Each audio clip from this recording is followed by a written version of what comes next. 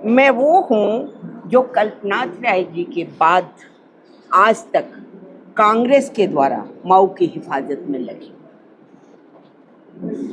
क्योंकि कल्पनाथ राय जी ने मऊ घोसी को मुझसे जोड़ के रखा। उन्होंने कहा कभी मऊ की जनता को, कभी घोसी को छोड़ना नहीं, क्योंकि वो मेरे अल्लाह, मेरे खुदा और मेरे भगवान,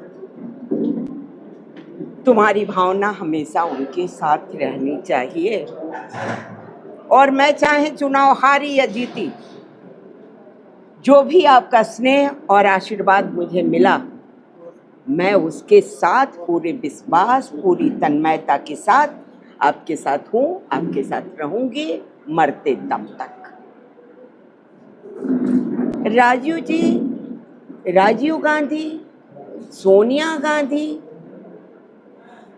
आज प्रियंका गांधी, राहुल गांधी, इंदिरा गांधी, इन सब की आत्मा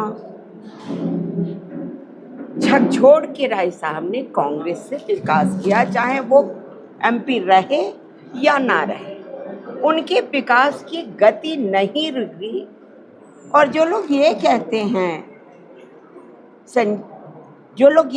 हैं कि राय साहब का सपना, मेरे पति कभी सोते नहीं थे, वो रात दिन मऊ को बुनते थे और यहाँ की धरती को सजाने का प्रयास करते।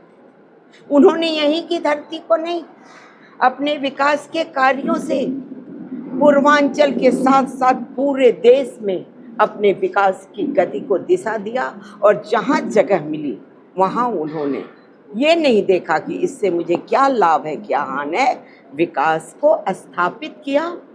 और स्थापित तब तक करते रहे जब तक उनकी सांसें चलती, लेकिन उनकी सांसों के बंद होते ही मऊ के विकास की गति बंद हो गई, मऊ की विकास की गति रुक गई। मऊ में कहीं विकास की किरण नहीं नजर आती है, बल्कि जो विकास के कार्य हुए थे उन विकास के कार्यों की विदाई की शुरुआत हो गई। गन्ना अनुसंधान केंद्र, जिसकी एक सोच थी हवाई अड्डा से लेके यूनिवर्सिटी बनाने का, आज भी वो अपनी बात पे, अपने भविष्य को जो सोचा गया था उस पे कराहें ले रहा। मेरी जितनी ताकत थी, मैं एमपी नहीं थी, लेकिन मैंने उसे रुकवाने का काम किया। सरकार ऐसी थी जो उसे हटाने का प्रयास कर रही थी, हटाना चाहती थी, उसे रोकना नहीं चाहती थी। मैं लड़के वो सरकार जो दम भरती है, जो जाति और धर्म की राजनीति करती है, जो विकास का एक ईंट नहीं रख सकती, ईंट तो बहुत बड़ी बात है, चूना नहीं लगा सकती। अनुसंधान केंद्र को बदल दिया गया। मैं लड़ झगड़ के उसे रोकने का प्रयास की, रोक तो नहीं पाई, मगर उसे बीज अनुसंधान केंद्र में परिवर्तित किया। बुनकरों का जो अपना कॉटन मिल, इसको बदला गया। चीनी मिल की हालत ध्वस्त है। टीवी, दूरदर्शन वहां से चला गया, जिससे कलाकार से लेके यहाँ का हर नौजवान, हर किसान जुड़ा हुआ था, वो चला गया। सिर्फ यहाँ से विदाई हो रही है विकास की। तो जब विकास की विदाई होगी तो यहाँ की धरती की हिफाजत कैसे होगी? रेलवे टर्मिनल, मैं अधीर रंजन जी को लाके यहाँ उसको व्यवस्था की, हमारी सरकार चली गई, वो योजना ठप, हर योजना ठप हो गई, हर चीज आया हुआ जा गया। एमपी तो बहुत बने,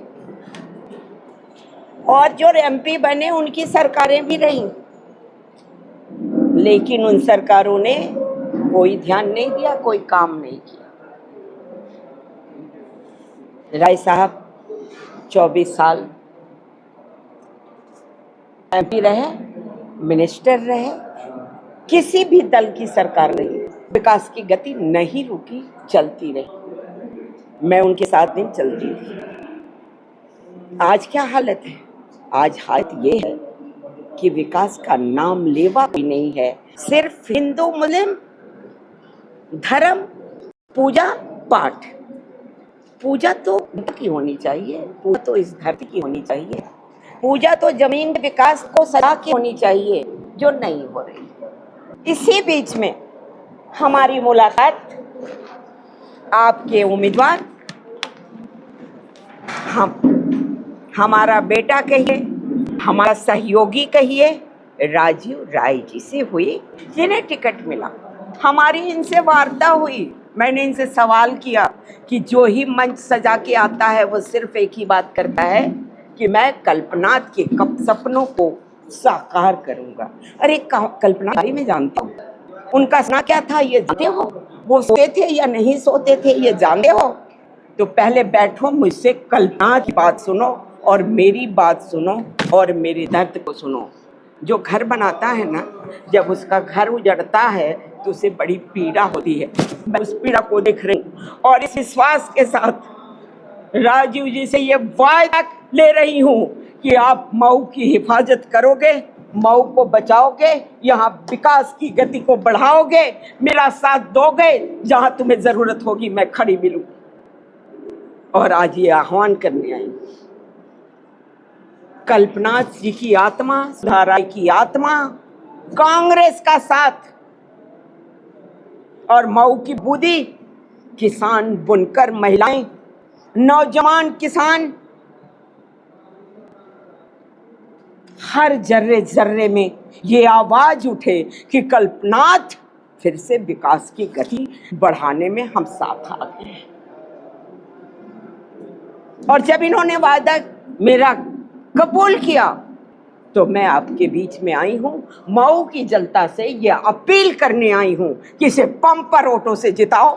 कल्पनाथ और सुधा का आशीर्वाद। कल्पनाथ राय अमर रहें, कल्पनाथ राय अमर रहें। बेटा सर पे हाथ रखना और दिल से बात करना, दोनों दो चीज है। हम नेता नहीं, हम जमीन के हैं, यहाँ की आत्मा है, यहाँ की पहचान है। उस पहचान पे धब्बा नहीं लगाना। ये वायदा करो कि उस पहचान पे धब्बा नहीं लगाओगे। हर नेता के तरह मंच सजा के कल्पनाथ जी को सिर्फ याद नहीं करोगे। इसके साथ ही जनता से हमारी यही अपील है और आप सबों से भी मेरी एक अपील है कि जो सच है वही लिखो, भौकाल नहीं लिखो, कहानियां नहीं लिखो, गाली गलौज नहीं लिखो, इतिहास भूगोल नहीं लिखो। हर नेता, हर पार्टी का नेता सताया जा रहा है। क्यों? क्योंकि हमारे सामने नजर आ रहा है कि हमारी गति क्या होने जा रही है। तो हमारी सरकार चलाने वाले लोगों का रूह कांप रहा है और इस रूह के कांपने में वो उल्टी सीधी हरकतें कर रहे हैं। इससे बचाने में आप भी मेरा साथ दो, इसलिए मैंने आपको धन्यवाद दिया। आप वही करो जो सच है, वही लिखो जो सच, जो मऊ की संस्कृति है, गंगा जमुनी तहजीब, हिंदू मुस्लिम एकता, मऊ की हिफाजत। अरे जब कहीं कोई तिल नहीं मारता था तो मऊ में बड़े बड़े कार्यक्रम हुए थे, कोई दंगा फसाद, कभी कोई। जब बाबरी मस्जिद और ये सारे कांड हुए थे तब भी मऊ में अमन चैन था, क्योंकि कल्पनाथ जी मऊ के हिंदू मुस्लिम मऊ की तहजीब और मऊ में सिर्फ विकास और अमन चैन देखते थे। और इसके साथ ही जो भी कांग्रेस का मैनिफेस्टो है, और मैनिफेस्टो ये है कि इसमें बुनकरों के लिए मैं लड़ाई लड़ी थी लेकिन कामयाबी नहीं मिली क्योंकि हमारी सरकार नहीं रही। बुनकरों की लड़ाई हमारी कांग्रेस और इंडिया सरकार बना के भरपूर लड़ेगी और मैं उसे इन लोगों के साथ मिलकर पूरा कराने का प्रयास भी करूंगी। यहाँ की समस्या बुनकर, किसान, महिला, छात्र और अमन चमन यही है। अमन चैन रहे, विकास हो, मेरी यही इच्छा है।